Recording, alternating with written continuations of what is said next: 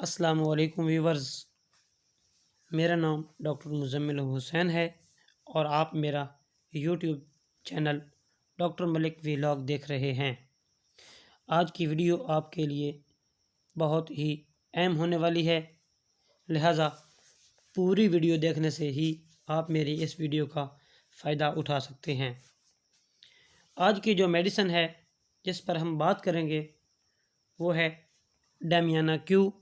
یہ بہت مشہور المعروف میڈیسن ہے، اس کا استعمال مارکیٹ میں بہت ہی زیادہ ہوتا ہے۔ یہ دوا جنسی اعصابی کمزوری کے لیے بہت ہی مفید ہے۔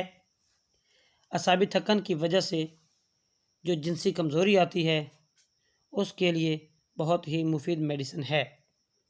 ایسے بوڑھے افراد جن کو مسلسل پیشاب آنے کی شکایت ہو، یعنی شوگر بھی نہیں ہے اور مسلسل پیشاب آتا ہو، تو وہ مریض ڈیمیانا کیو کا استعمال کر کے اس مسئلے سے چھٹکارا حاصل کر سکتے ہیں۔ ایسے افراد جن کو عرصہ دراز سے جریان مضی یعنی پرانے جریان میں مبتلا ہو، وہ اس دوا کو استعمال کر سکتے ہیں۔ دوا کا استعمال دن میں 3 دفعہ آدھے گلاس پانی میں 15-15 قطرے کھانے سے پہلے کریں گے۔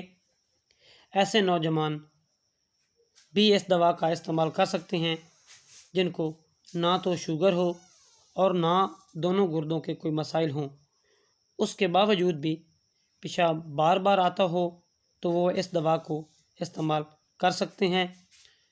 وہ بھی اس دوا کو دن میں 3 مرتبہ 15-15 قطرے آدھا گلاس پانی میں استعمال کریں گے۔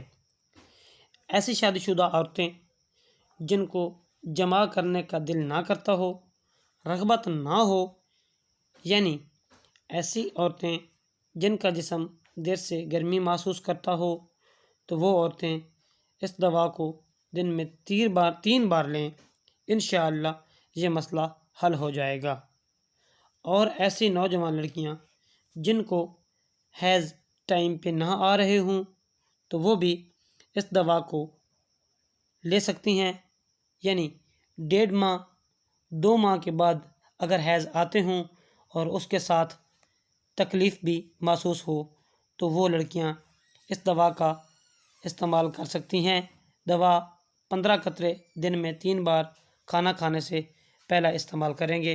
اور ایسے نوجوان لڑکے جو سپورٹس گیمز کھیلتے ہیں اور شام کو تھکن سے چور ہوتے ہیں، اعصابی کمزوری، جسم میں دردیں محسوس ہوتی ہیں، تو وہ نوجوان لڑکے دن میں 3 دفعہ 15-15 قطرے آدھا گلاس پانی میں استعمال کریں گے اور اس سے نجات حاصل کریں گے۔ انشاءاللہ ایک نئی ویڈیو کے ساتھ آپ سے ملاقات ہوگی۔ تب تک اپنا خیال رکھیے گا، ہمیں دعاؤں میں یاد رکھیے گا، اور ہماری یہ ویڈیو آپ کو پسند آئی ہو تو لازمی سبسکرائب کر دیجیے گا اور ایک لائک کر دیجیے گا۔ اللہ حافظ۔